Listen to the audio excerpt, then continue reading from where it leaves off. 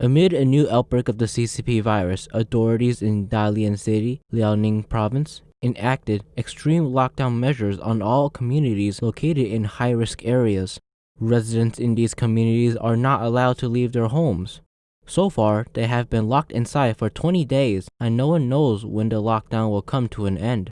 It is extremely difficult to buy food, and many of them risk losing jobs if the lockdown continues. A Dalian resident shared a video of the Epoch Times shot at his residential compound on August 1st. A man planned to pick up food he ordered from a private service, but was caught by a security guard who subdued him and called the police. He was then sent to a detention center for 5 days. Li Ping, pseudonym, a resident at Dalian Bay, told the Epoch Times that authorities use drones to monitor residents to make sure they stay at home all the time.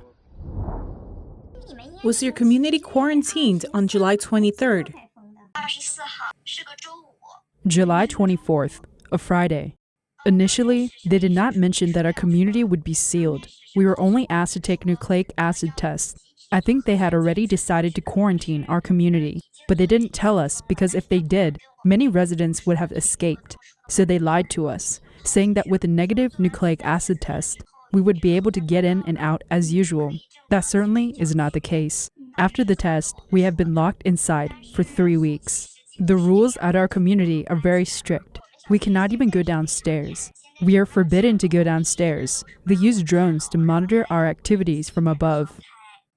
I heard that a man was caught when the drone noticed he tried to buy food from a vendor.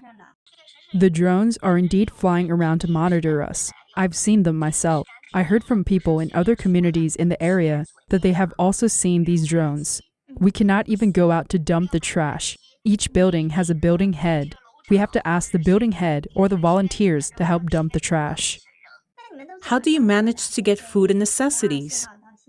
All the grocery stores are shut down in the area, and vendors are not allowed to enter our community. However, this rule was not strictly enforced at the beginning. Some vendors came between 3 a.m. and 4 a.m. when the security guards were sleeping.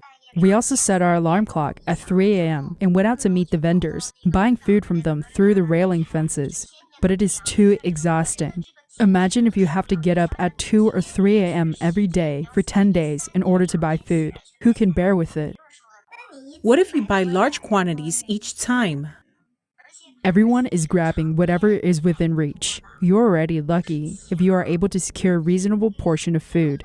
How is it possible to buy large quantities? How many residents came out at 2 or 3 a.m.? A lot. We buy food one group after another. Each group has several dozen people, because only one group can approach the fence at a time, and you have to rush to grab food and make payment within a limited time.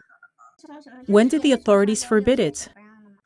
We were able to buy food like this for just 1 week. The week after July 24th, then no vendors are allowed to sell food to us. We are asked to order online using a dedicated online platform. However, the food provided there is very expensive. We cannot afford such expensive food. It is expensive because it is the so-called high-end food, such as imported fruits and organic eggs. Who would buy such expensive items if we had a choice? To be honest, I only ate 1 apple in the past 2 weeks, and that was the only fruit I ate in those 2 weeks. Everyone is anxious to get back to normal life. We are worried that at least 50% of the young residents here may lose their jobs. Many are in the service sector and manufacturing industry. How can they work from home? If they cannot work for half a month, the boss will hire a new person to replace them. It is really worrisome. It has already been a very tough year. If someone becomes jobless, how is he going to survive the second half of this year? What if someone is ill or has an urgent situation? Although my neighbors and I haven't run into this problem, I heard that the road coming into our community is also blocked. Vehicles are forbidden to get in. I also heard that a child has run out of diapers, and a friend of his parents tried to bring some diapers over, but the police at the checkpoint blocked their friend, saying that the family should learn to cope with the difficulty themselves. The authorities are very rigid and inflexible, which is hurting the residents badly. People in your area must be feeling mentally stressed. Of course, it is summer and I keep windows open at night before going to bed. Every other day, I could hear people quarrel. Just last night, I heard a couple quarrel and throw things around. I think everyone is on the verge of a mental breakdown. In the past, small conflicts could be handled with some humor, but right now, every conflict can turn into a big quarrel. My daughter is 4 years old. She leans against a window looking outside every day. So pitiful. She often asks me, "Mom, why can't I go downstairs to play?" She thinks Pandemic is a person's name. She asked me, "Who is Pandemic? Why is he such a nuisance?"